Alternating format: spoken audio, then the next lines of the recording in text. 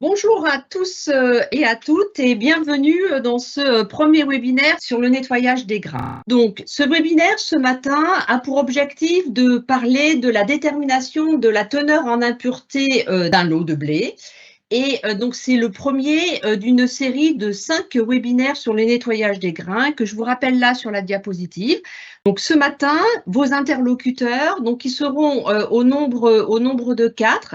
Donc, tout d'abord, Jean-Christophe Régal interviendra. Donc, Jean-Christophe, il est responsable du pôle technologie au laboratoire de France-Agrimaire à La Rochelle. Vous aurez aussi ce matin une intervention de Séverine Maudemin. Donc, Séverine est responsable du pôle analytique donc à Arvalis et est basée à Boigneville. Vous aurez aussi Amélie Tanguy. Donc, Amélie est ingénieure au pôle stockage et conservation des grains. Elle travaille également à Arvalis et elle est basée à Boigneville. Et enfin, en dernier intervenant, vous aurez Anne-Laure Pommier. Donc, Anne-Laure est directrice du département relations internationales à Intercéréales et elle est basée à Paris. Donc, de quoi vont-ils nous parler? Donc, tout d'abord, Jean-Christophe donc de France-Agrimaire va nous parler des enquêtes qui sont menées par France-Agrimaire pour qualifier les récoltes de blé tendre en impureté. Puis, le binôme Amélie et Séverine vous présenteront les méthodes rapides d'évaluation des impuretés et qu'est-ce qu'on peut attendre de ces méthodes rapides d'évaluation des impuretés. Et enfin, Anne-Laure Pommier nous parlera de la perception de la propreté des blés français à l'international. Donc, je vais passer la parole tout de suite au premier intervenant. Donc, le premier intervenant, Jean-Christophe Régal, donc de France-Agrimaire, qui va nous parler de la qualification des récoltes de blé tendre en impureté. Donc, bonjour à tous. Pour commencer ce premier webinaire, une première présentation sur les impuretés sur blé tendre que le laboratoire France-Agrimaire réalise sur les enquêtes collecteurs, et donc ce depuis 2012. Donc, pour commencer, un petit rappel sur qu'est-ce qu'une impureté, ensuite quelles sont les méthodes de mesure, un topo sur les sources de données de l'étude, et ensuite un aperçu sur l'évolution depuis 2012 sur les principales catégories de l'évolution des impuretés, de ce qu'on a pu voir sur les récoltes. Et pour finir, deux diaporamas sur la relation entre les grains brisés et la teneur en eau, et sur les grains germés et l'indice de chute Hagberg. Donc, pour démarrer, qu'est-ce qu'une impureté? Si on se réfère aux deux normes, l'ISO 7970 et la NFEN 15587, NFEN 15587 qui sera la méthode de référence utilisée qui a été utilisée dans notre étude, une impureté, c'est ce qui n'est pas le grain considéré sain de l'espèce qu'on est en train d'analyser. Donc, ça veut dire qu'on a des éléments qui sont facilement visibles à l'œil nu, les poussières, les balles, les gros corps étrangers, et des éléments qui sont moins facilement identifiables comme ça de prime abord et qui nécessitent de regarder un peu plus précisément le lot. Là, je pense aux grains cassés, aux grains avariés, aux grains attaqués par prédateurs, ce genre de défauts qu'on a sur le grain. Précision qui a son importance, les mycotoxines, les résidus de pesticides, les métaux lourds ne sont pas des impuretés au sens de ces normes-là, qui sont vraiment sur les impuretés physiques qu'on peut trouver dans les lots de grains. Donc, on a 4 grandes catégories d'impuretés. On a d'abord les grains brisés, qui sont une catégorie à part entière. On a ensuite les impuretés constituées par des grains, qui comprennent donc, elles, plusieurs sous-catégories, les grains échaudés, les autres céréales, les grains attaqués par les prédateurs, les grains colorés du germe et les grains chauffés par séchage. Petite précision sur les grains colorés du germe, dans le blé tendre, on ne tient compte des colorés du germe qu'au-delà de 8% de présence. Un lot qui aurait 12% de colorés du germe sera qualifié comme étant un lot à 4. Un lot à 7% sera qualifié à 0. On a ensuite les grains germés, qui sont elles aussi une catégorie à part entière. Et une dernière catégorie, les impuretés diverses, qui elles regroupent plusieurs sous-catégories, donc les graines étrangères, les grains avariés, les impuretés proprement dites, les balles, l'ergot, les grains carriers et les impuretés d'origine animale. Comment les mesure-t-on? Donc les méthodes de mesure sont toutes basées sur un tamisage et un tri visuel. Il y a des petites différences entre les différentes méthodes utilisées. Donc nous, pour rappel, au labo, on utilise la 15587.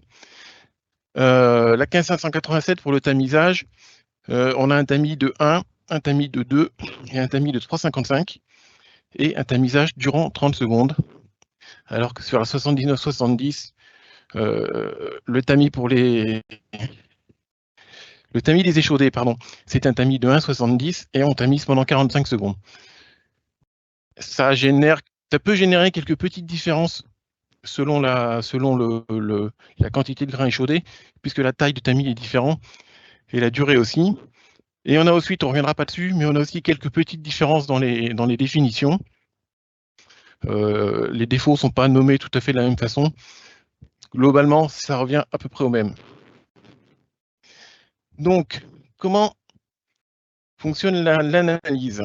On part d'un échantillon pour essai qui fait 250 grammes, qu'on tamise d'abord sur les tamis de 3,55 et de 1. Ça, c'est pour éliminer les impuretés proprement dites. Donc, le refus de tamis de 3,55 et l'extraction du tamis de 1. Donc, on élimine les toutes petites impuretés et les grosses. On enlève aussi tout l'ergot sur ce 250 grammes. Ensuite, on divise l'échantillon de façon à avoir un échantillon plus maniable, donc qui fera entre 50 et 100 grammes, et sur lequel on va faire toute une série d'observations visuelles et on va éliminer les grains selon leurs défauts. Donc les grains brisés, les impuretés grains, les grains germés, les impuretés diverses. Et une fois que le tri est fait, on finit par un tamisage avec le tamis de 2 pour le blé tendre, de façon à éliminer les grains échaudés. Et à chaque étape, évidemment, on pèse les différentes catégories, puisque je ne l'ai pas précisé, mais les impuretés sont quantifiées en pourcentage mastic. Le défaut de la méthode, si on peut parler de défaut, c'est que c'est une méthode qui demande de l'expertise, de l'expérience, pour reconnaître les différents défauts. Des fois c'est facile, des fois c'est un peu plus délicat. Elle est relativement longue. Je pense qu'il faut compter une bonne vingtaine de minutes en moyenne.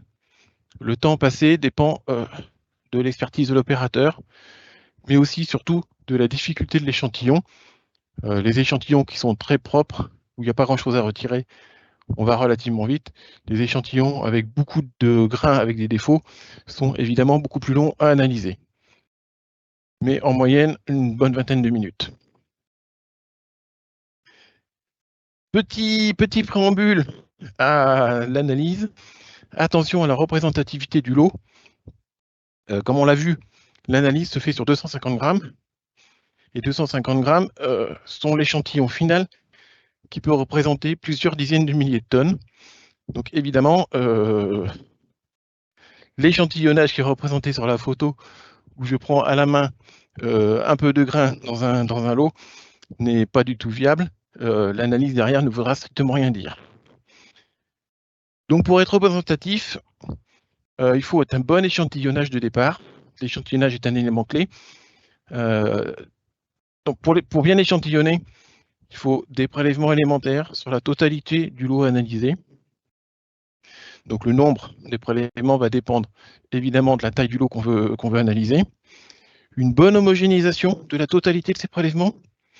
Et ensuite, une réduction de sous-échantillons de façon à obtenir un échantillon pour analyse, donc qui est de l'ordre de 250 grammes.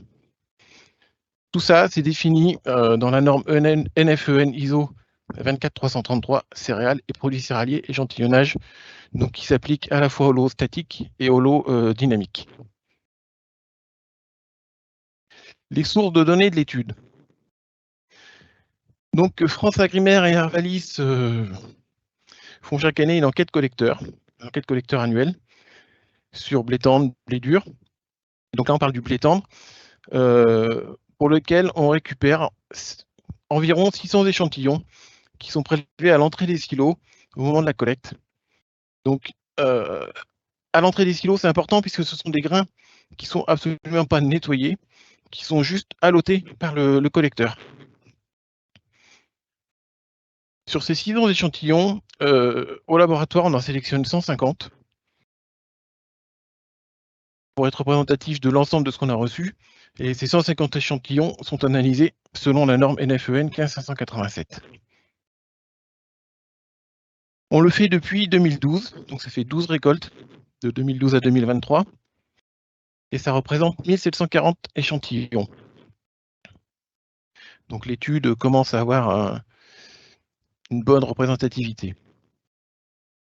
Donc là maintenant, on va passer aux résultats de ce qu'on peut constater sur les différentes catégories d'impuretés sur ces récoltes-là.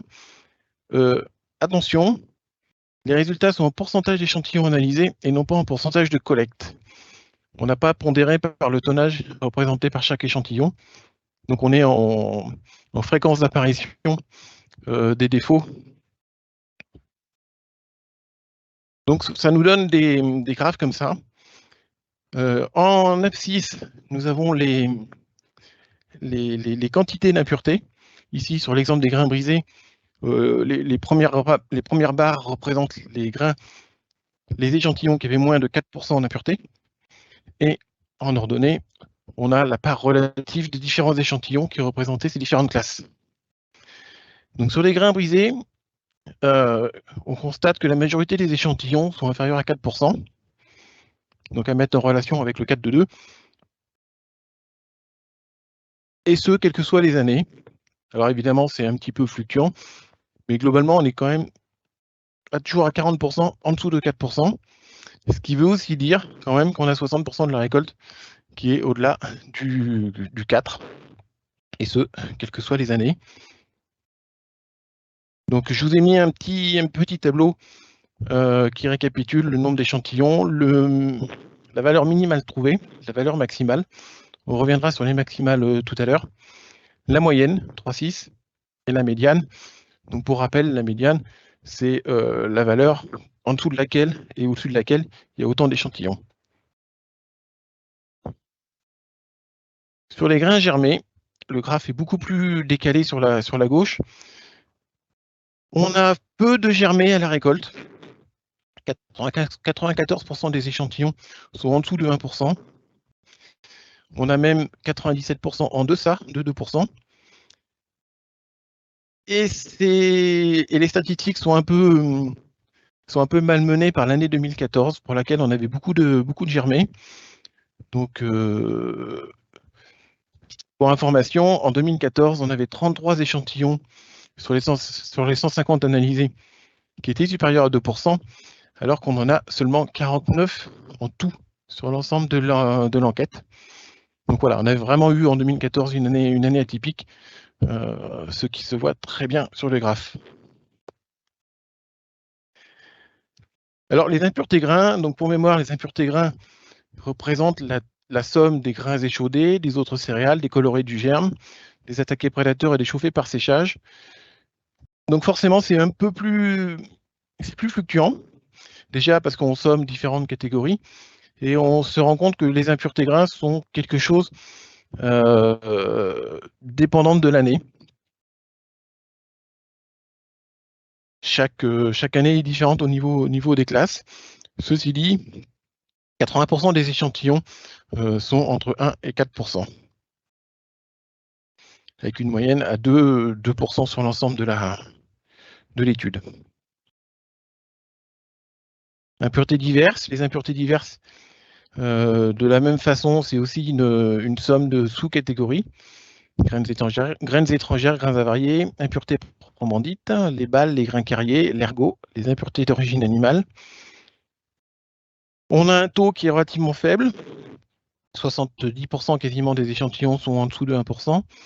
Alors, ce sont aussi des impuretés qui ne pèsent pas très lourd. Donc, c'est aussi pour ça que le taux est faible, puisque les impuretés s'expriment en pourcentage massique. Là encore, les résultats sont assez variables d'une année à l'autre. On peut noter 2012, 2016 et 2018 qui se démarquaient. Alors, elles se démarquaient, ces années-là étaient des années où on avait beaucoup de grains avariés, 2016 et 2018 particulièrement.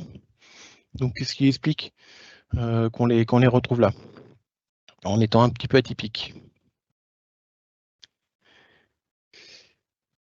Un petit focus sur les impuretés proprement dites au sein des impuretés diverses. Alors pourquoi un petit focus dessus? Parce qu'au niveau qualité visuelle d'un lot, comme ça, de prime abord, ce sont les impuretés proprement dites qui sont le plus impactantes. Donc pour autant, elles sont impactantes visuellement, mais représentent une faible part des impuretés. On a 95% des échantillons qui sont en dessous de 1, en dessous de 1%, et seulement au sein des échantillons, 50% qui sont même en dessous de 0,3%. Elles ne représentent que 5% des impuretés totales. Et voilà, comme je disais, peuvent avoir un impact fort sur l'aspect de propreté d'un lot. C'est ce qu'on va retrouver en surface, des balles, des pailles, ce genre de choses. Ou alors de la poussière aussi. Et des graines comme des graines de colza, ce genre de choses. Ça pèse pas lourd, mais visuellement c'est impactant. Un petit focus sur l'ergot au sein des impuretés diverses aussi. Je vous ai tracé en rouge le seuil réglementaire, qui est de 0,2 g par kilo. Alors attention, le graphe, lui, il est en pourcentage.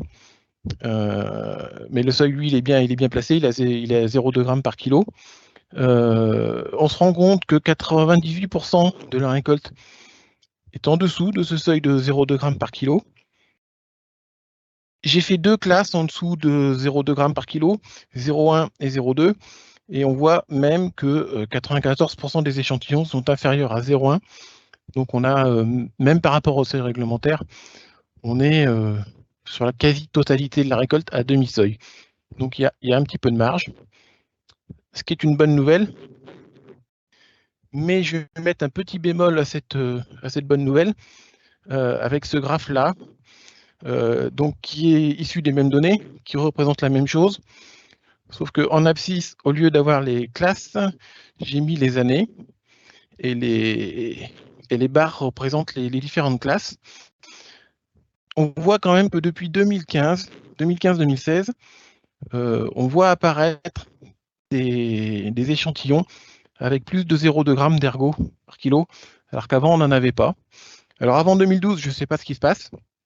On a commencé l'étude en 2012. Ce qui est sûr, c'est que depuis 2017, on voit chaque année des échantillons qui sont au-delà de 0,2, voire au-delà de 0,5. Alors sur 2023, c'est pas vrai, mais c'est vrai sur 2018, 2019, 2020 et 2021 et 2022. Ça ne l'était pas avant. Donc, peu d'ergot à la collecte, mais peut-être, je dis peut-être, une tendance à la hausse qui va être quelque chose à suivre. Les impuretés totales, alors les impuretés totales, c'est la somme de toutes les impuretés, hein, les grains germés, les impuretés grains, les grains cassés et les impuretés diverses. Alors attention, quand ici on parle d'impureté totale, on est bien dans les impuretés totales de la norme et pas du tout dans les impuretés du 422 qui représentent, elles, 50% des impuretés grains, plus la totalité des impuretés diverses. On est du coup là sur des valeurs qui sont par définition beaucoup plus élevées. Étant donné que c'est la somme de tout le reste, bien évidemment, elles suivent les variations qu'on peut avoir chaque année. Pour donner un ordre d'idée, pour situer les choses, 80% des échantillons sont en dessous de 9%, et un peu plus de la moitié sont compris entre 5 et 8%. Et on retrouve là nos années 2016 et 2018 en années atypiques, qui étaient liées à nos grains avariés.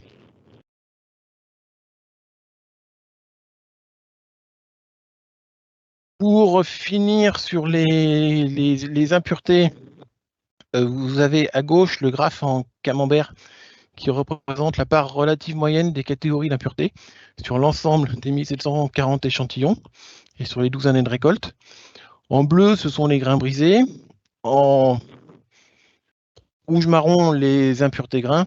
Les grains germés en gris et les impuretés diverses en jaune. On voit qu'en moyenne, les grains brisés représentent quasiment la moitié des impuretés totales, suivi par les impuretés grains. La somme des deux fait de l'ordre de 80%. Donc les 4/5e des impuretés sont représentées par grains brisés plus impuretés grains. Les impuretés diverses sont beaucoup moins représentées, avec 15%, et les germés représentent en tout 4% des impuretés totales. Alors ça s'explique aussi par la définition massique. Les grains brisés et les impuretés grains pèsent plus lourd, donc on les retrouve en pourcentage de façon plus élevée. Et à droite, le graphe en colonne et en barre représente la même chose, mais par année. Et donc, on voit que selon les années, c'est un petit peu variable, mais globalement, le bleu qui représente les grains brisés varie entre au moins 30% et au plus 70%. Si tu regardes en moyenne, on est bien aux alentours de 50%, suivi donc par les impuretés grains et les impuretés diverses, les grains germés étant à la marge, sauf en 2014 où on voit qu'il y avait cette année-là beaucoup de grains germés. Et voilà, à retenir, impuretés grains brisés, c'est 80% des impuretés. Alors là, on a un petit peu la même chose, mais représentée différemment. Donc pour chaque grande catégorie, le haut du trait noir représente le maximum qu'on a pu constater dans nos échantillons. Donc c'est intéressant parce que même en ayant des moyennes relativement faibles, en grains brisés, je vous rappelle qu'on est aux alentours de 3,5 de moyenne, on peut avoir des échantillons qui montent quasiment jusqu'à 20. Et en impureté totale, où on avait une valeur moyenne de l'ordre de 9, on peut trouver des échantillons à 31. Donc grains brisés, on peut monter jusqu'à 20. Impureté grain, on a trouvé du 25. Grains germés, je vous ai dit tout à l'heure qu'il n'y en avait quasiment pas. Ceci dit, on peut quand même trouver des échantillons fortement chargés. Et impuretés diverses, voilà, c'est pareil, on arrive à monter jusqu'à 10. On retrouve la proportion qu'on avait tout à l'heure, à savoir que si vous faites la somme de grains brisés plus impuretés grains, vous êtes quasiment sur les impuretés totales. Et dans ce graphique, les rectangles bleus représentent la moitié, les valeurs dans lesquelles est incluse la moitié des échantillons. C'est-à-dire qu'en grains brisés, on est en gros entre 3 et 4%. Là, on a la moitié de nos échantillons. Voilà comment on lit ce graphe. Alors, on a des valeurs très élevées. Ceci dit, il ne faut pas s'en inquiéter. Je mets un bémol sur ces valeurs qui peuvent être complètement exceptionnelles. Donc, j'ai rajouté sur ce graphe-là les valeurs dans lesquelles on trouvait 95% des échantillons. Donc, en grains brisés, voilà, 95% des échantillons étaient inférieurs à 6. En impureté grain, 95% inférieurs à 5. En grains germés, on retombe sur nos pieds par rapport au graphe précédent. On a 95% des échantillons qui étaient en dessous de 1. Voilà, ainsi de suite, 3% pour les impuretés diverses et 12% pour les impuretés totales. Donc voilà, il faut faire attention avec avec tous ces chiffres. Les maximums ne veulent pas dire que c'est l'ensemble des récoltes qui sont comme ça. Et les moyennes, même basses, ne veulent pas dire qu'on ne peut pas avoir des échantillons très atypiques. Pour finir, c'est intéressant parce que bon, voilà, il y a des choses qu'on entend souvent, notamment sur les grains brisés et la teneur en eau. À savoir que plus un grain est sec, plus on trouve de cassé. Donc on a profité d'avoir nos 1740 échantillons donc issus de toute la France, et de 12 récoltes, pour regarder un petit peu la relation qu'on pouvait avoir entre la teneur en eau d'un lot et sa teneur en grains brisés. Donc ça nous donne ce genre de graphique. Donc avec en abscisse, c'est la teneur en eau du lot, et en ordonnée, c'est la valeur de chaque lot en grains brisés qu'on a pu trouver. Et donc on voit qu'en réalité, il n'y a aucune relation entre teneur en eau et taux de grains brisés. En tout cas, sur la plage, 9 à 17%, 9-18%. En dessous, on n'a pas de données. Au-dessus, on n'en a pas non plus sur l'enquête. On a rarement des grains qui excèdent 15%, 15-16%. On a une pente qui est à 0, un R carré qui est aussi à 0. Donc voilà, il n'y a aucune relation entre les deux. En aucun cas, on peut deviner la teneur potentielle en grains brisés d'un échantillon en partant de sa teneur en eau. Même chose mais des conclusions différentes sur l'impact du taux de grains germés sur l'indice de chute Hagberg. Donc en ordonnée, en abscisse, pardon, nous avons le taux de grains germés, et en ordonnée, le temps de chute Hagberg en secondes. J'ai tracé deux lignes, une qui est à 150 de Hagberg et une qui est à 2,5 de grains germés. Tout ça pour dire qu'au-delà de 2,5% de germés, on n'a aucun échantillon qui est au-dessus de 150, sauf un qui se promène, là il doit être à 165, quelque chose comme ça. Mais voilà, passer 2,5% de grains germés dans un lot, il est complètement utopique de penser avoir un Hagberg satisfaisant. Et si on décale un petit peu la courbe de 2,5 jusque vers 1,5, on se rend compte que bon voilà, à partir de 1,5, il est aussi assez illusoire d'espérer avoir un Hagberg correct. Le graphe par contre nous apprend aussi quelque chose. On voit que même à 0% de grains germés, on a quand même des Hagberg qui peuvent être très faibles, puisque là à 0 ou 0,01, j'ai des Hagberg qui sont largement en dessous de 150. Donc l'absence de grains germés visibles, et j'insiste, visibles dans un lot, ne va pas garantir du tout que le Hagberg sera bon. Donc à retenir sur cette présentation, d'abord sur la détermination du taux d'impureté, il existe différentes méthodes de détermination, toutes sont basées sur tamisage et tri visuel. C'est une analyse qui pourrait être bien faite, demande de l'expertise et demande du temps. Alors du temps pour acquérir l'expertise d'une part, et du temps à passer à la paillasse pour analyser l'échantillon.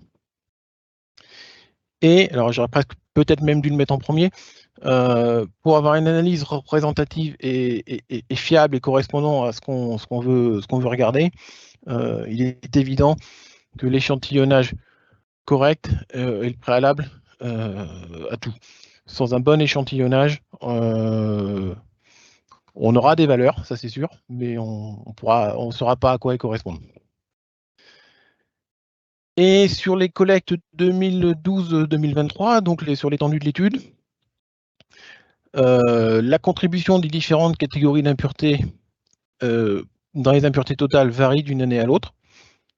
Cependant, ce qu'on constate, c'est l'objet des derniers slides, les grains brisés, c'est environ 50% des impuretés totales, quelle que soit l'année. Les impuretés grains, c'est 30%, donc là on a nos 80%.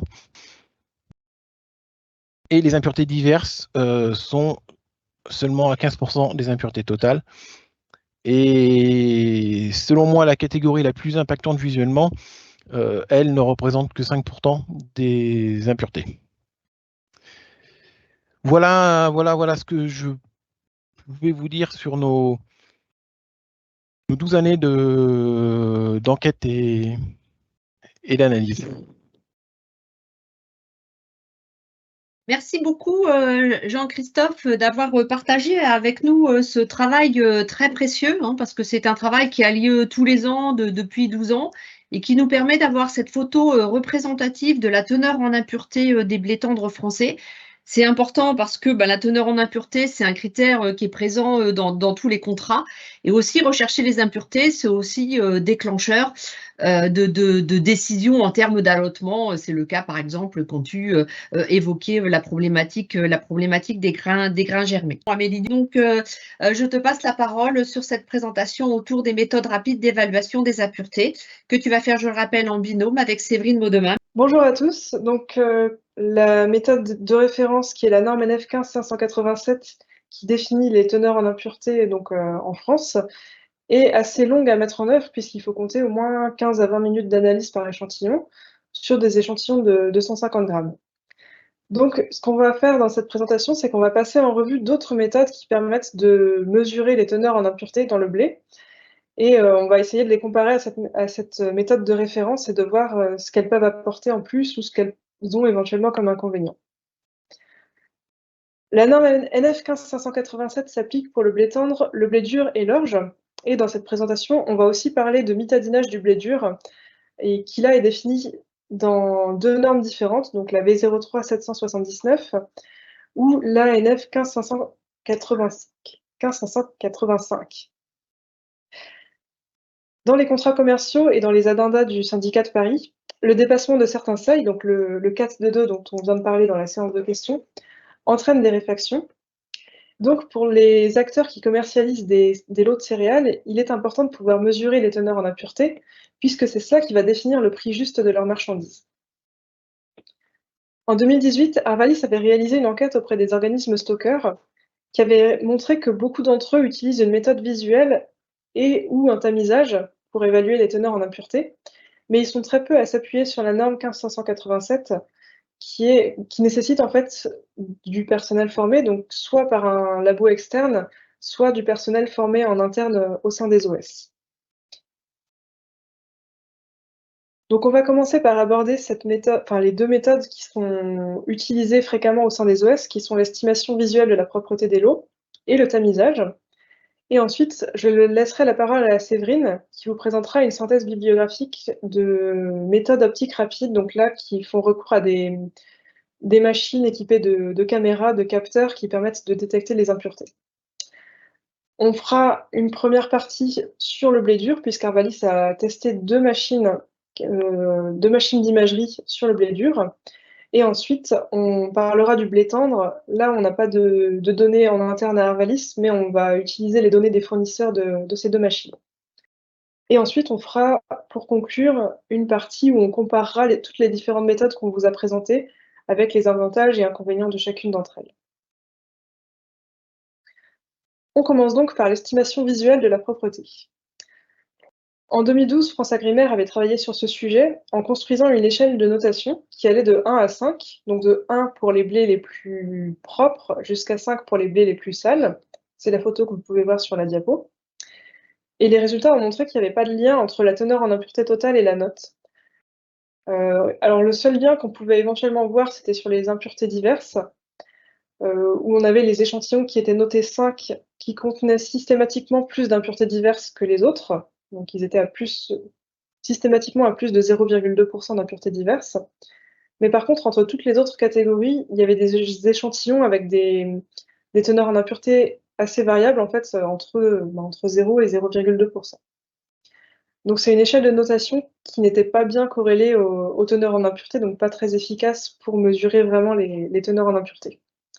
Puisque comme vous l'a dit Jean-Christophe Régal dans le topo précédent, il y a les impuretés qui sont visibles, donc les impuretés proprement dites, les balles, etc. Mais en masse, ça représente, les impuretés diverses représentent 15% en moyenne des teneurs en impureté, donc c'est vraiment pas ce qui pèse le plus. La deuxième méthode qu'on a voulu tester au sein d'Arvalis, c'est le tamisage. Donc pour ça, on a utilisé un jeu de tamis à impureté, que vous voyez sur la diapo, donc le schéma à droite. Et dans notre expérimentation, nous avions 36 échantillons de blé tendre qui provenaient de la ferme de Boigneville. Donc ce qu'on a fait, c'est qu'on a divisé ces échantillons en 2 sous-échantillons, dont une partie partait au laboratoire pour une analyse des impuretés selon la norme, et l'autre partie était tamisée sur ce jeu de tamis à impuretés. Donc avec ces 3 tamis, on pouvait avoir 4 fractions différentes de tamisage, donc les refus et extractions des différents tamis. Et l'objectif de l'étude, c'était donc de mesurer les corrélations entre les teneurs en impuretés selon la norme et les différentes fractions de tamis. Alors tout d'abord, les 36 échantillons qu'on a utilisés avaient des caractéristiques particulières liées en fait à l'endroit où on les a récoltés et aux méthodes de récolte. Et notamment, on a remarqué qu'ils étaient pauvres en grains brisés, parce qu'en fait, sur la ferme de Boigneville, on a une moissonneuse axiale qui a tendance justement à limiter les teneurs en grains brisés. Sur le graphique, là, ce que j'ai voulu vous montrer, c'est la comparaison de nos échantillons avec les box plots, donc une couleur pour chaque catégorie d'impureté, avec les gammes de teneurs en impureté qu'on avait dans les enquêtes collecteurs France-Agrimaire, que vient de vous présenter Jean-Christophe Régal. Donc on a effectivement sur les grains brisés et les impuretés diverses, on n'a pas toute la gamme de teneurs en impureté qui existe. Par contre, sur les impuretés grains, on est plutôt bien représentatif. On a des teneurs qui vont presque jusqu'à 15%, ce qui est un petit peu les teneurs maximales qui ont été observées.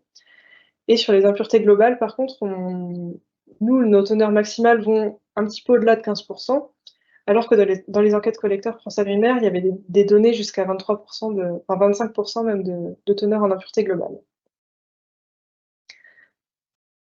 On a continué ensuite, connaissant les caractéristiques de nos échantillons, on a continué notre travail pour faire la relation entre le tamisage et les teneurs en impureté. Et on a calculé donc les coefficients de corrélation entre les différentes variables qu'étaient les teneurs en impureté et les masses de chaque fraction de tamis. Ce qu'on observe, c'est que pour les grains brisés, on a de corrélations significatives avec aucune des fractions de tamis. Par contre, pour les impuretés grains, on a des bonnes corrélations avec le refus du tamis de 1 mm, donc que j'ai appelé sup 1 mm sur le graphique, et aussi avec 2 autres fractions composites qui comprennent justement ce refus du tamis de 1 mm et le refus du tamis de 3,5 et l'extraction du tamis de 1 mm. Donc c'est surtout avec le refus du tamis de 1 mm que la corrélation était bonne. On avait un coefficient de 0,9 et on retrouve ces bonnes corrélations au niveau des impuretés globales, puisque dans nos échantillons, en fait, c'était les impuretés grains qui représentaient le plus des impuretés. Les impuretés diverses, quant à elles, sont plutôt bien corrélées au refus du tamis de 3,5 mm, sub 3,5, et à l'extraction du tamis de 1 mm, donc 1 mm. Pour la suite de notre travail, ce que j'ai retenu du coup, c'est les corrélations qui étaient les meilleures, les plus intéressantes, donc celles entre les impuretés grains et le refus du tamis de 1 mm, et celles entre les impuretés diverses et l'extraction du tamis de 1 mm. Et à partir de ça, on a donc construit des modèles qui permettent de calculer les teneurs en impuretés grains et en impuretés diverses en connaissant les masses du refus et de l'extraction du tamis de 1 mm. C'est des modèles linéaires, donc des modèles assez simples. Et ici, ce que vous pouvez voir sur les graphiques, on a en ordonnée les valeurs qui sont prédites par le modèle, et en abscisse, les valeurs qui ont été mesurées dans l'expérience. L'objectif, c'est que les valeurs prédites par le modèle soient le plus proches possible des valeurs qui ont été mesurées, et donc que ça soit groupé le long de la droite d'équation y égale x, enfin le long de la bissectrice. Ici, c'est le cas pour les impuretés grains qui sont très bien corrélées au refus du tamis de 1 mm, donc on a un modèle qui est précis et qui est bien ajusté, avec une erreur de prédiction qui est de plus ou moins 2,7%. En revanche, pour les impuretés diverses, ce qu'on observe, c'est que le modèle n'est pas si bien que ça corrélé aux données expérimentales. Il a tendance à surestimer les valeurs quand on est en dessous de 1%, et au contraire à sous-estimer les valeurs quand on est au-dessus de 1%. Et pour ce modèle, l'erreur de prédiction est de plus ou moins 1%. Donc, pour conclure rapidement sur ces deux méthodes, on a vu que l'analyse visuelle était peu corrélée aux teneurs en impuretés. Et concernant le tamisage, on a construit des modèles pour les impuretés grains et pour les impuretés diverses, sachant que le modèle pour les impuretés grains est pleinement satisfaisant, mais le modèle pour les impuretés diverses, en revanche, est beaucoup moins satisfaisant, donc on va éviter de l'utiliser et retenir que finalement le tamisage permet d'estimer de manière fiable uniquement les impuretés grains. Donc j'ai terminé ma partie et je vais laisser la parole à Séverine qui va vous parler des méthodes optiques rapides et de vous présenter donc plusieurs machines différentes.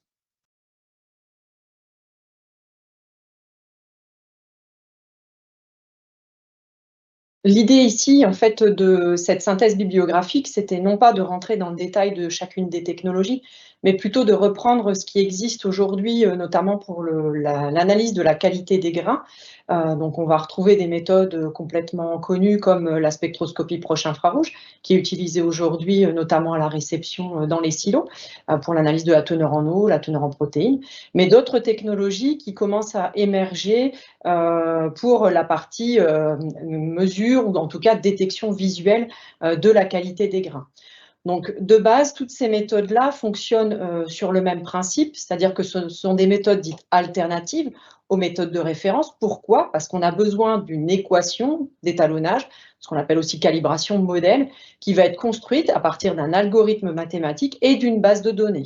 Donc, on va avoir des mesures faites sur ces équipements-là, en face des mesures obtenues par la méthode dite de référence, et on construit un modèle. Donc, toujours avec deux phases, une phase d'établissement du modèle et une phase de test sur une population indépendante. Donc, je vais zoomer en particulier sur deux technologies. Donc, la première, la spectroscopie proche infrarouge. Donc, pour la partie impureté, on voit plutôt dans la bibliographie des appareils qui sont utilisés en laboratoire, donc avec de larges capacités optiques, mais on ne voit pas les équipements classiques des silos. L'analyse peut être faite grain par grain, mais avec des accessoires. On peut aussi faire l'analyse sur un prélèvement de quelques centaines de grammes, voire même sur un flux pour des capteurs qui fonctionnent en ligne. Donc ça, technologie bien connue. Ce qui se développe de plus en plus, et c'est la majorité des articles qu'on peut retrouver dans la littérature, c'est l'imagerie. Donc on va partir soit sur de l'imagerie RGB ou classique noir et blanc, donc par le biais d'équipements assez simples comme une caméra, un appareil photo, le smartphone, un scanner. Ces équipements sont disponibles et accessibles assez facilement et en termes de coûts, ils sont plutôt moyennement, voire assez peu onéreux. On va aussi sur des méthodes beaucoup plus sophistiquées. Donc, on part sur de l'imagerie hyperspectrale. Donc, c'est du proche infrarouge combiné à une spatialisation. Donc, on a beaucoup plus d'informations et surtout une information localisée. Aujourd'hui, ce sont plutôt des équipements de laboratoire et toutes les applications, c'est-à-dire que tous les algorithmes sont à développer derrière. On a aussi une autre technologie qui est plutôt exploratoire, donc c'est la spectroscopie, l'imagerie terahertz, où là, on va dans des longueurs d'onde beaucoup plus hautes. Et c'est une technologie qui est plutôt utilisée en laboratoire de recherche, mais qui commence à émerger sur le marché et à être accessible notamment aux instituts plutôt techniques. L'analyse peut se faire grain par grain, puisqu'on va repérer sur une image le grain. Ça peut se faire sur un prélèvement de quelques centaines de grammes ou encore sur du flux. Toutes ces technologies-là ont pour objectif de pouvoir mesurer, déterminer de nombreuses impuretés que je ne vais pas détailler ici. On en verra quelques-unes juste après. Mais en tout cas, on retrouve les catégories qui sont indiquées dans la norme de référence. Alors, les avantages de ces méthodes, ce sont des méthodes assez rapides. On va de l'ordre de la seconde à un maximum 1 minute. On a très peu, voire pas de préparation. Et le gros avantage, c'est que c'est une reconnaissance visuelle qui se fait automatiquement et objective. On n'a pas d'effet opérateur et c'est une méthode qui est très reproductible. Jean-Christophe et Amélie le redisaient tout au début, il faut beaucoup de formation pour la méthode de référence. Ici, l'analyse est vraiment automatisée, donc simplifiée énormément. La formation est très simple également. Et puis, l'avantage aussi de ce type de mesure, et je reprends un peu la question des 250 grammes, c'est que plus on utilise ce type de technologie, plus on va dire le coût à l'échantillon va diminuer. Et l'idée, c'est de démultiplier les mesures, puisque c'est entre guillemets une question de temps, donc de secondes, de minutes, et donc parfois diminuer l'erreur liée à l'échantillonnage. Ça fait partie des gros avantages de ces technologies. En revanche, pour la plupart des systèmes, l'analyse de l'échantillon et en particulier d'un grain ne se fait que sur une seule face. Ça veut dire qu'on peut passer à côté d'une impureté. Ça nécessite aussi beaucoup d'échantillons. On est sur quelques dizaines de milliers d'échantillons pour pouvoir construire des modèles. Donc, ça se fait en quelques années. Hein. On ne parle pas de quelques jours. Et puis, le prix peut parfois, pour certaines solutions, être assez élevé. Alors, je vais vous présenter ici des résultats d'études que nous avons menées au printemps de l'année dernière sur le blé dur. Donc, nous avons visé 2 équipements qui sont aujourd'hui commercialisés en France, qui sont basés sur la même technologie d'imagerie RGB. Et ces essais ont été menés dans l'objectif d'une utilisation en interne ou par demande des sélectionneurs qui travaillent sur des quantités d'échantillons beaucoup plus faibles. Donc, ces 2 équipements sont l'iFOS, donc commercialisé par la société FOS, dont le principe fonctionne sur un laser 3D pour l'aspect dimensionnel, un éclairage 2D et un appareil photo, plus les algorithmes donc obtenus par intelligence artificielle. On est sur une vitesse d'analyse de l'ordre de 4 minutes pour 10 000 grains ou un demi-litre, où ça représente à peu près 400 grammes. En France, ce système est disponible moyennant un partenariat entre FOS, le fabricant, la SICA Agroréseau, donc réseau d'utilisateurs d'appareils infrarouges, et Laboragro, qui est le laboratoire de référence en France pour cet outil. Le deuxième équipement que nous avons souhaité tester, c'est le Seagrain Value, donc équipement un peu plus récent sur le marché, mais qui présente une technologie donc RGB identique, sur le même principe que l'iFOS. En revanche, l'originalité de cet équipement, c'est un miroir qui permet de voir, comme vous le voyez en haut à droite, la photo. On a on a 3 vues de chaque grain, ce qui fait qu'on peut espérer améliorer la précision de mesure avec cet équipement. Donc, l'analyse se fait également grain par grain. On a une vitesse de mesure qui est un peu plus lente, hein, vous voyez, par rapport à la configuration. On est plutôt entre 8 à 12 graines par seconde, ça fait un peu moins de 5 minutes pour 50 grammes. En revanche, on peut travailler sur des volumes d'échantillons, du fait de cette fiabilité-là, de cette analyse en 3D quelque part, entre 25 et 500 grammes. Et cet équipement aujourd'hui est distribué par Céréales Expert. Donc, ce que je vais vous montrer maintenant, c'est 2 impuretés en particulier. La première, c'est le pourcentage de grains mitadiné. On est bien sur le blé dur. Pour les 2 équipements qui proposent une validité d'analyse assez différente en termes de pourcentage. Sur l'iFOS, on est entre 2 et 39,6%. Et sur le Seagrain, on est entre 3,6 et 53,1%.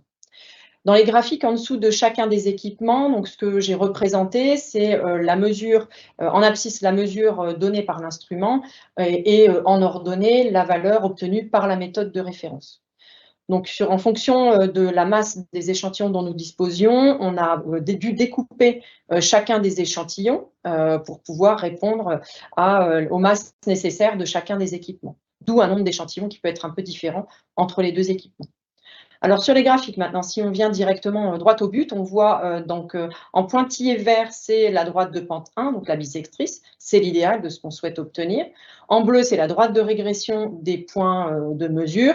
Et en rouge, je vous ai représenté les limites de l'incertitude de mesure de la méthode de référence.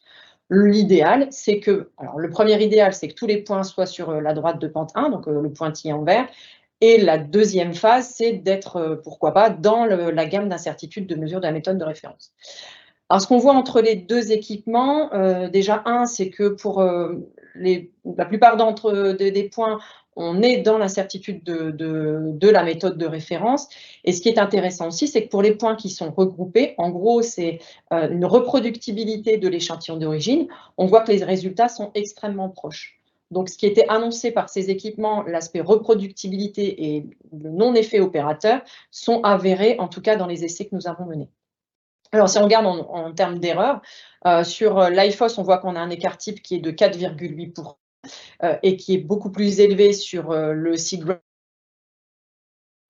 Pour rappel, c'est un équipement qui est beaucoup plus jeune aussi et qui est en cours d'amélioration. Donc ça, c'est aussi un premier performance qu'on peut espérer avec ce type d'équipement. Le second paramètre, le second paramètre que nous avons gardé, c'est le pourcentage de grains mouchetés, avec une gamme variable entre les 2 équipements. Sur l'iFOS, on est entre 0,3 et 12,28%, et sur le Seagrain, une gamme beaucoup plus 0,1 et 1,8%. Les graphiques sont du même type que ce que je vous ai expliqué précédemment. Ce qu'on peut voir cette fois-ci, c'est que sur les grains mouchetés, par rapport au mitadinage, on a une erreur qui est plus élevée. On a un peu plus de difficulté à déterminer ce type d'équipement. Tout à l'heure, par rapport à la méthode de référence, quelle va être certitude, si on est beaucoup plus loin ou pas du tout. Et puis quand on regarde le seed-grain, alors le seed-grain, attention, l'échelle est beaucoup plus petite. Donc c'est comme si on zoomait sur le graphe de gauche entre 0 et 2 quasiment. Et on voit qu'il y en a quand même pas mal de dispersion de certaines valeurs au-delà de 0,5. Ce qu'on peut observer de nouveau, comme sur le mitadinage, les points qui sont extrêmement proches les uns des autres quand on parle du même échantillon. Donc encore une fois, la reproductibilité est avérée sur ce.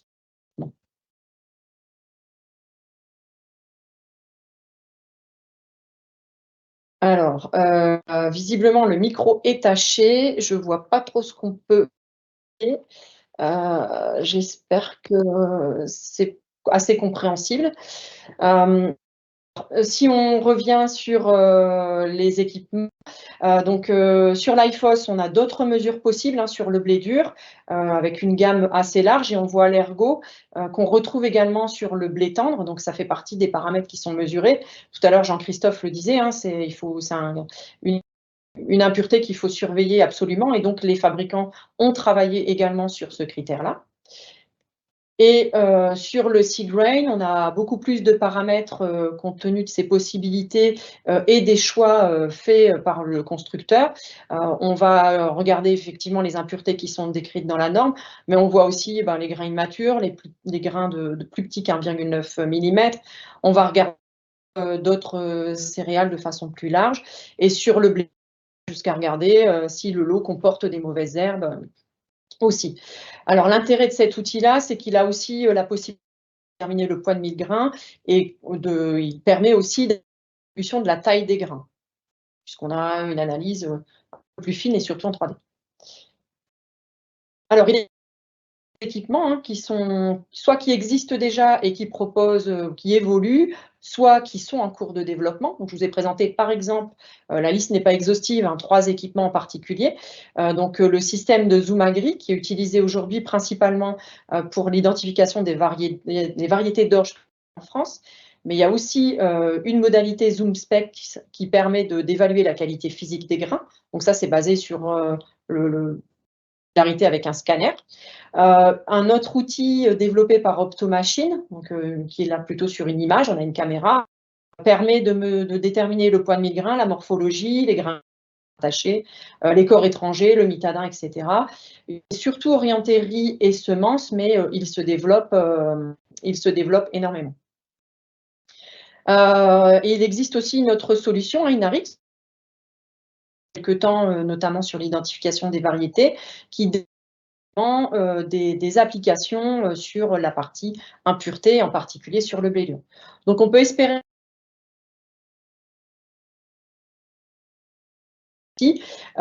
qui soit optimal d'ici quelques temps.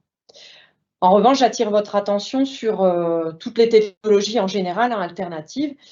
Comme nous l'avons fait, moi, je suis vivement à faire des tests sur le même principe que nos essais, c'est-à-dire analyser des échantillons référencés et en face, regarder les résultats fournis par la machine et pour pouvoir faire cette comparaison sur la justesse et sur la fidélité quand je reproduis ou je mesure.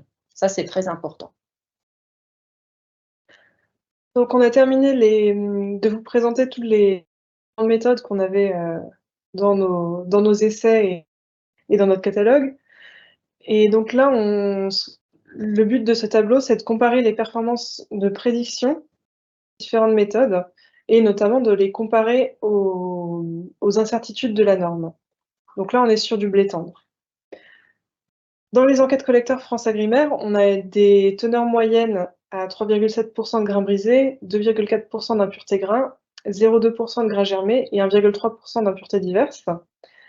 Donc, les incertitudes selon la norme sont, par exemple, pour les grains brisés, plus ou moins 1%, c'est-à-dire qu'on a 95% de chances que la valeur réelle des grains brisés soit comprise entre 2,7 et 4,7%.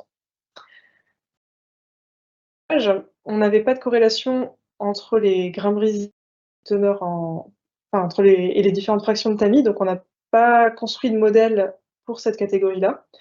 En revanche, pour les grains, on a pu calculer qu'on avait une incertitude de prédiction de plus ou moins 2,7%, ce qui là est plus intéressant que la norme, puisque là on a une incertitude de 2,6%. Les grains germés n'ont pas été étudiés et a priori on n'a pas de corrélation entre le tamisage et les grains germés. Les impuretés diverses, là on a une incertitude qui est de plus ou moins 1%, ce qui est très proche de ce que la norme peut fournir en termes. Si on regarde les méthodes optiques rapides qui est avant, donc on a des valeurs uniquement pour l'IFOS. Ce sont des données de validation fournies par le. Si on regarde la catégorie grains brisés, l'incertitude de mesure est de 1,2%. Alors, à la différence, c'est une valeur qui est constante, peu importe la gamme. La norme, donc on a calculé pour le lot moyen de 3,1%. Donc la comparaison, c'est en gros avec la norme, j'ai 1%. En utilisant l'IFOS, j'ai 1,2%. Donc, avec l'avantage d'avoir quelque chose de plus reproductif et de facile à utiliser. La deuxième catégorie qu'on a pu déterminer, c'est germé. Donc on voit que l'IFOS a une incertitude de mesure de plus de 3% versus la norme à 0,5%. Attention, la valeur est certes plus faible, mais ce qu'il faut prendre en compte aussi, c'est que la valeur de la norme a été calculée sur différents, alors que sur l'IFOS, on a centré sur le blé tendre. Et l'autre élément également en compte, c'est que dans la norme, plusieurs laboratoires ont participé à l'établissement de ces calculs. Donc forcément, on a beaucoup plus de variabilité que dans le calcul qui a été fait sur l'IFOS. On voit concrètement que ceci est très intéressant et très proche de la valeur de référence. Si on s'intéresse au blé dur et notamment au mitadinage et à la moucheture, donc là, on a un lot moyen qui est à 12,77% de mitadiné et 4,15% de grains mouchetés. On a deux normes pour le mitadinage. Selon la norme 15585, l'incertitude est 6,86%. Et selon la V03 778, plus ou moins 3,8%. Et pour la moucheture, les incertitudes sont de plus ou moins 7,5%. Là, on n'a pas de données sur le tamisage, puisque au sein d'Arvalis, on a travaillé uniquement sur blé dur. Au niveau des méthodes optiques, donc encore une fois, les données de validation issues du constructeur. Pour le mitadinage, l'IFOS a une incertitude de mesure de plus ou moins 8,4%. Donc, on est forcément à une incertitude qui est plus élevée, mais qui reste relativement satisfaisante. Et la moucheture, l'incertitude de l'IFOS est de 3,8%. Donc, sur une gamme assez large, je le rappelle. Sur le seed grain, on a une incertitude sur le mitadinage qui est plus élevée.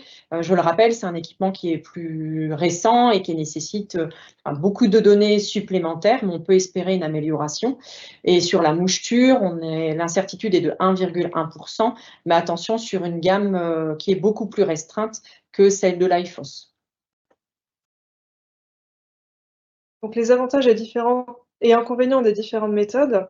Alors la norme, on en a déjà parlé, c'est la méthode de référence, mais donc la taille d'échantillon est de 250 grammes, le temps d'analyse est d'environ 20 minutes par échantillon, et pour ce qui est du coût, il faut compter 50 à 60 € par échantillon quand on fait appel à un laboratoire externe, ou alors il faut avoir une main-d'œuvre formée en interne, et donc payer en fait cette main-d'œuvre le temps des analyses.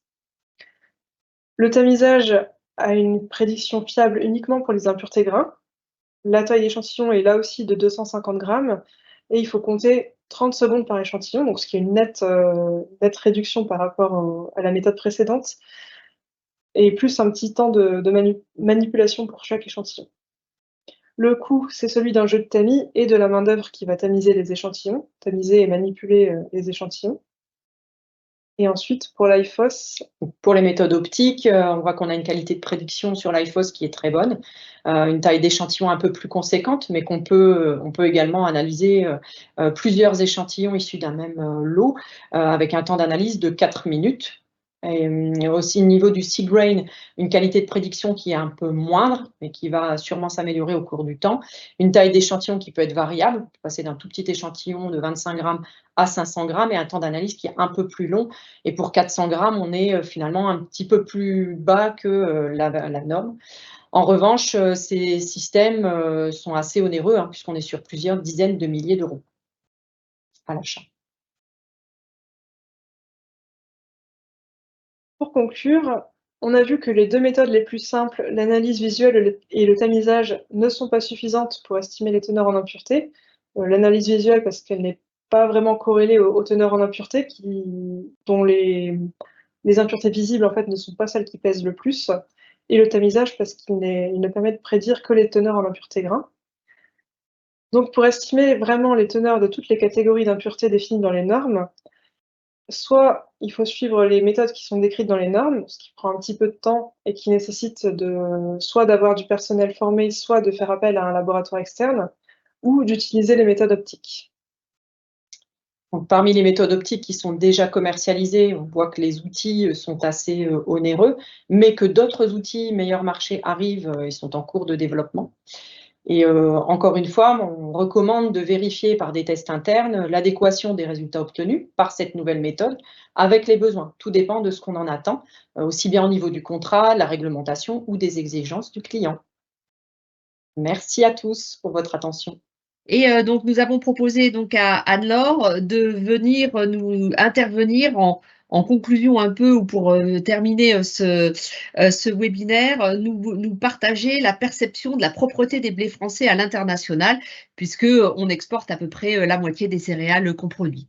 Donc Anne-Laure, je te passe la parole. Eh bien, bonjour à tous.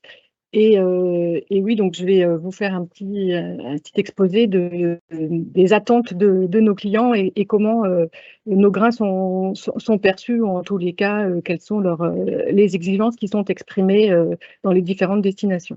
Alors tout d'abord, une petite question. Est-ce que ça peut passer à la slide suivante?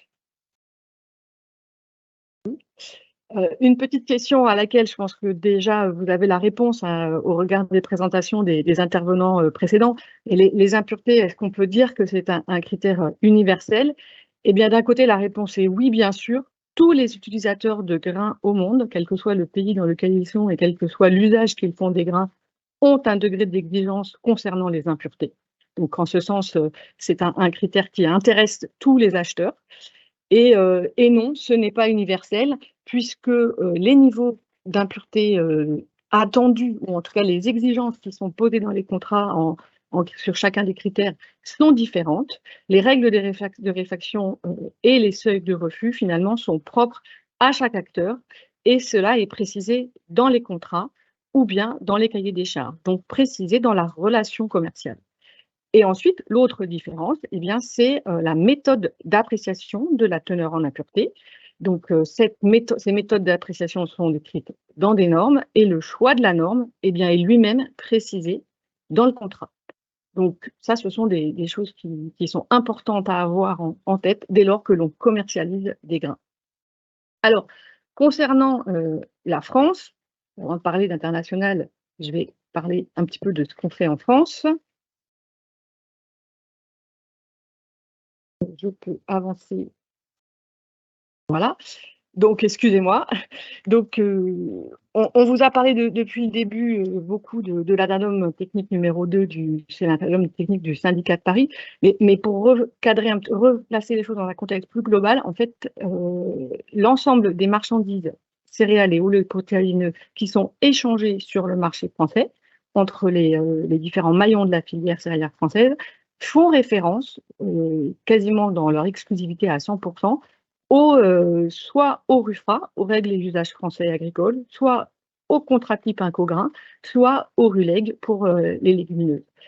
Et en fait, l'ensemble de ces textes renvoient eux-mêmes aux addendas du syndicat de Paris. Il y en a 12, et un par production. Donc l'addendum numéro 1, c'est assez générique, c'est plutôt toutes céréales, mais ensuite vous avez l'addendum technique numéro 2 pour le blé, le numéro 3 pour le blé dur, etc., etc. Donc pour chacun des produits, on a un document de référence dans lequel est précisé les fameuses méthodes à utiliser pour chacun des critères. Il s'agit des méthodes qui vont faire foi en cas de litige entre les parties.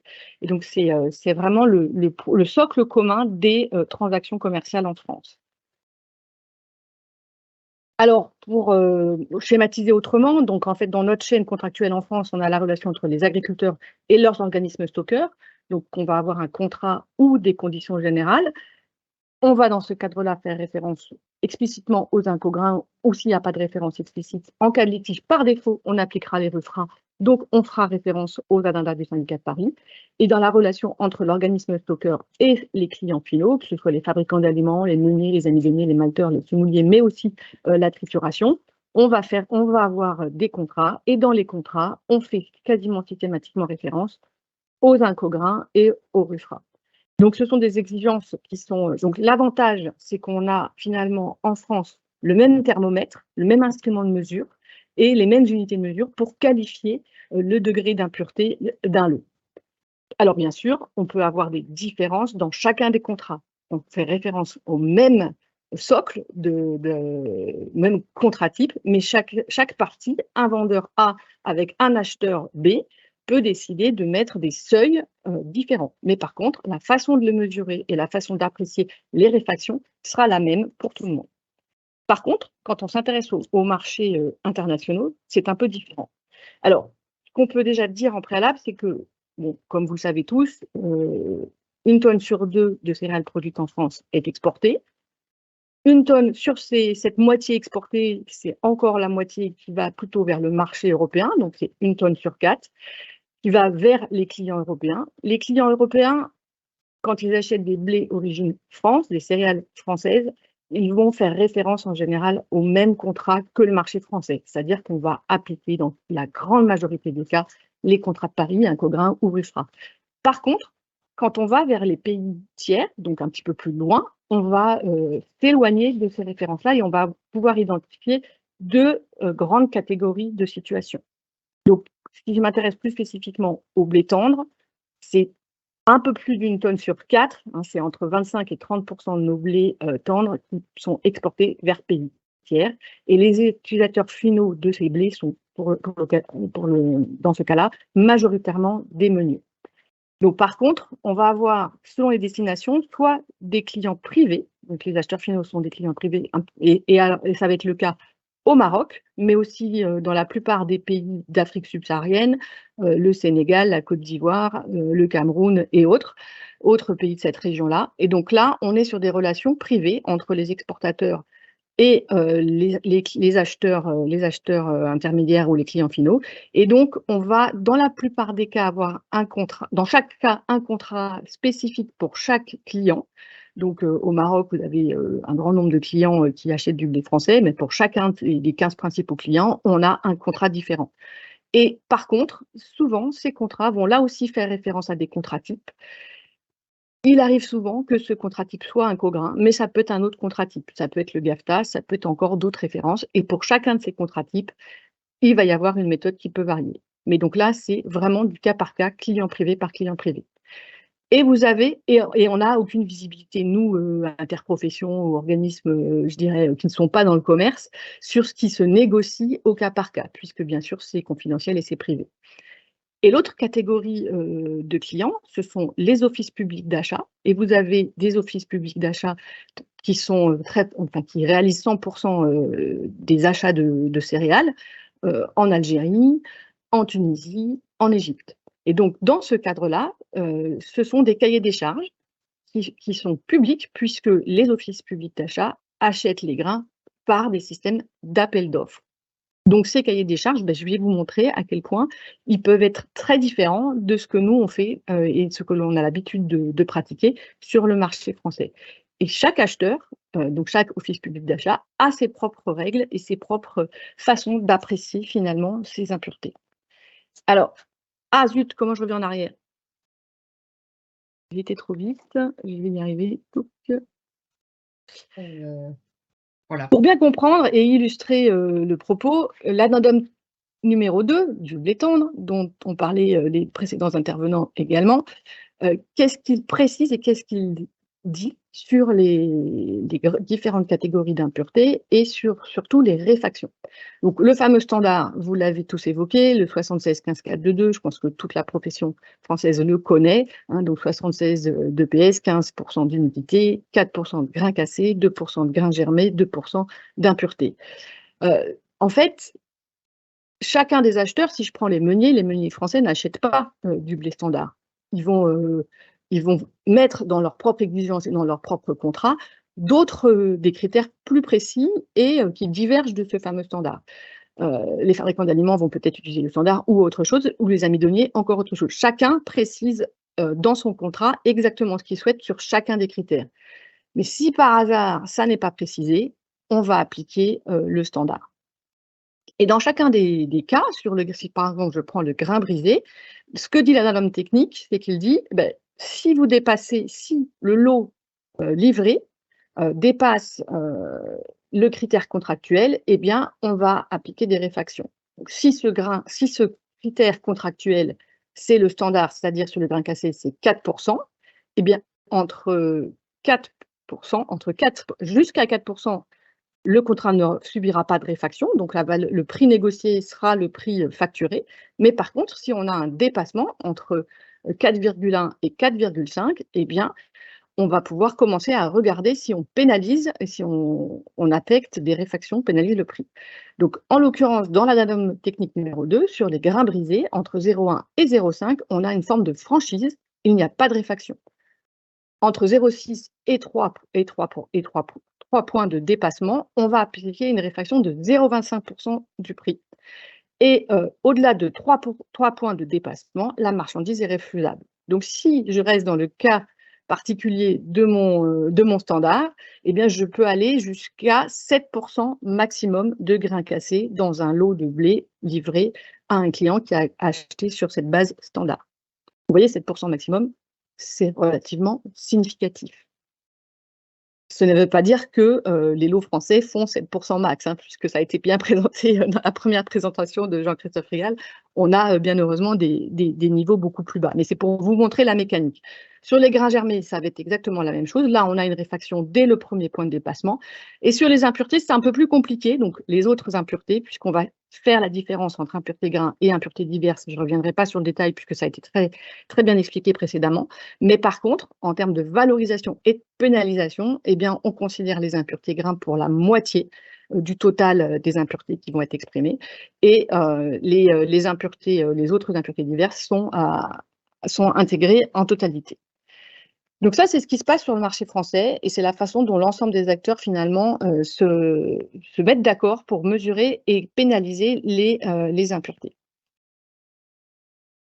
Si je m'intéresse à nos clients internationaux, donc par exemple la Tunisie, là vous voyez un extrait de leur cahier des charges.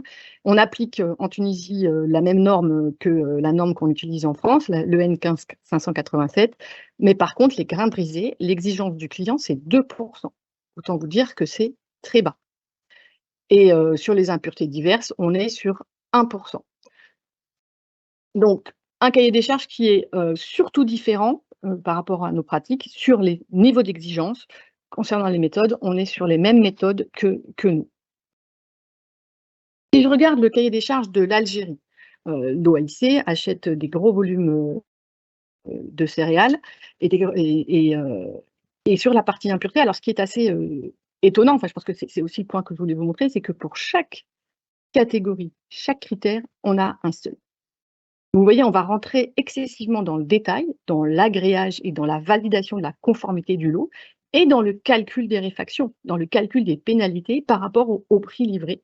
Finalement, critère par catégorie, on est très exigeant et très précis. Et ce que l'on peut observer, c'est qu'on a aussi des des spécificités. Par exemple, on va mesurer sur l'Algérie les grains punaisés, c'est pas forcément quelque chose qu'on mesure sur le marché français, et on va mesurer aussi la présence d'insectes morts.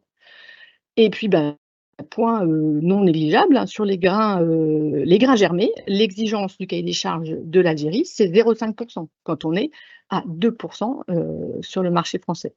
Alors, c'est 0,5% affiché dans le cahier des charges, mais on peut, l'office algérien tolère jusqu'à 2% de grains germés. Mais entre 0,5% et 2%, eh bien, il y a une réfaction qui s'applique immédiatement.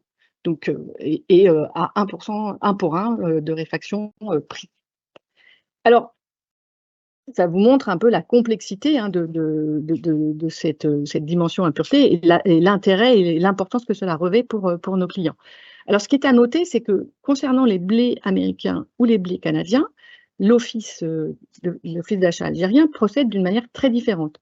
On peut dire d'une certaine façon qu'il adopte le standard du marché américain, puisque les Américains fonctionnent avec un système de dockage et ensuite ont vérifié que simplement le grain après dockage est conforme aux standards américains. Et donc les Algériens, l'office d'achat algérien prend les mêmes références que les Américains, donc le standard après dockage, et va juste rajouter 3 critères, les grains punaisés, les grains piqués et les insectes morts. Donc ça, c'est une facilité de fonctionnement pour l'ensemble pour la transaction commerciale pour l'Algérie.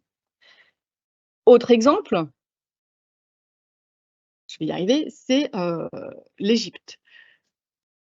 L'Égypte, qui est un acheteur international important, c'est le premier acheteur mondial sur le blé tendre, a un total d'impureté exigé à maximum 5%. Donc là, vous avez simplifié, hein, puisque les cahiers des charges sont plus complexes que ça, et pour quasiment chaque catégorie A, B, C, D, E, on va préciser la méthode qui est utilisée. Donc, on est sur souvent des méthodes ISO, voire des méthodes propres et décrites directement dans le cahier des charges. Et là encore, une différence notable, c'est qu'on va avoir un système de réfaction dès qu'on est supérieur à 0, en fait. Si je prends sur les catégories C, D et E, dès que je vais avoir des grains défectueux, ils sont pénalisés. Par exemple, ou défectueux ou non conformes aux attentes du client. Par exemple, si je prends la catégorie C, autres céréales, eh bien, dès que j'ai 0,1% de autres céréales, j'ai une réfaction en prix. Et alors que chez nous, c'est au-delà d'un certain seuil. Donc, cette diversité des acheteurs vous montre à quel point c'est un sujet important pour nos clients, un sujet de vigilance, et qui est pris par les exportateurs en très forte considération à chaque expédition et chaque négociation. Alors, on est effectivement descendu dans des choses assez précises, assez techniques par l'ensemble des présentations précédentes, mais il ne faut pas oublier que l'aspect visuel de la marchandise est la première chose que voit le client, et bien souvent, et même si ça ne reflète pas le taux que l'on va ensuite mesurer d'impureté du lot, eh bien, c'est la première impression que va avoir le client. Donc, c'est essentiel d'avoir en tête cette préoccupation de l'ensemble de la filière et de l'ensemble de nos acheteurs. Alors évidemment, on le sait tous, ce qui a le plus d'impact visuellement, c'est lié à la présence de balles, de paille, de poussière minérale, de résidus de terre qui vont se mélanger aux particules de grains. Et cela représente finalement une très faible proportion du poids total. On a dit 0,3 dans l'enquête, 0,2 selon les sociétés d'agréage avec lesquelles j'ai pu échanger. Mais pourtant, c'est quelque chose qui impacte psychologiquement le client et va parfois l'amener à être d'autant plus sérieux et d'autant plus tatillon dans la mesure et dans l'appréciation en laboratoire de la qualité du lot.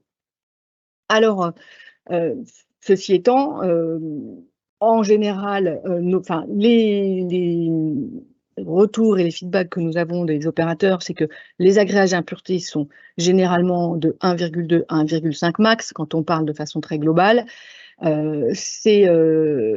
les Français sont conformes, quoi qu'il arrive, sont quasiment tout le temps conformes au cahier des charges des clients, puisqu'on a un travail qui est fait en amont au sein de la filière et par les exportateurs et bien évidemment en référence à chaque contrat pour qu'on ne soit pas refusable. Après, il y a des jeux de réfraction, comme vous l'avez bien compris, qui peuvent pénaliser la filière sur la valeur du grain in fine. Donc voilà ce que je pouvais vous partager sur cette perception des grains français selon les besoins de nos clients. Donc, que peut-on retenir de ce webinaire de ce matin? Tout d'abord, dans la première intervention, on a vu que les brevets français contiennent des impuretés dont le type et la proportion varient en fonction des années. Ça, Jean-Christophe nous l'a bien montré. Que la connaissance de cette teneur en impureté elle est indispensable parce que c'est un critère de commercialisation qui est présent dans tous les contrats. Donc, dans tous les contrats, aussi bien sur de la commercialisation à l'intérieur de la France, mais aussi dans la commercialisation à l'export. Et c'est ce que Anne-Laure a très bien illustré avec sa présentation. Donc, ce qu'on a pu voir aussi, c'est que la norme de référence qui est utilisée, donc la norme NF 15596 est une méthode d'estimation visuelle qui est longue et qui demande de la technicité et d'être bien formé, et que les méthodes actuelles qui sont utilisées au sein des OS, c'est-à-dire les estimations visuelles et les tamisages, ne sont pas entièrement satisfaisantes, que ça permet d'avoir une estimation pas trop mauvaise des impuretés grains, mais qu'au-delà des impuretés grains, ces méthodes sont assez imprécises. Qu'aujourd'hui, il y a un certain nombre de méthodes optiques qui sont commercialisées ou qui sont en développement, qui sont beaucoup plus performantes, mais on l'a vu, elles restent très onéreuses, même si Séverine a ouvert une perspective à 2-3 ans avec la mise sur le marché de méthodes beaucoup moins onéreuses et efficaces à ce titre.